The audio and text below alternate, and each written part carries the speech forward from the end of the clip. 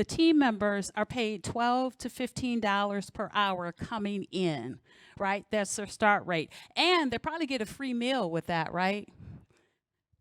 At least a discount. Now, I also want to show you Fort Knox. Now, you may not be aware, right? But Fort Knox does guard the gold, the nation's gold. They're the depository for gold, but they are actually guarded by the U.S. Mint Police. And the U.S. Mint Police, their pay rates go from $23,000 to $170,000 per year.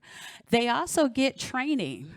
They get training, field training, they get heavy duty skills, they get weapons handling, they get cornering, door entry, whatever that is, but they get that training, they get room cleaning training. So they really prepare the U.S. Mint Police to guard the nation's gold.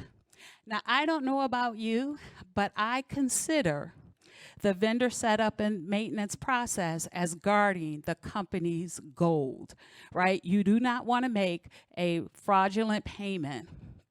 And so you want to make sure that that doesn't happen. And so these are the folks. This is how much you are paying them. And again, this is in the Detroit area, and this was very recent. You can see that they're coming in within that $12 to $15 range that we saw at Taco Bell.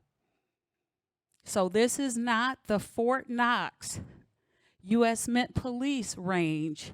This is the Taco Bell range.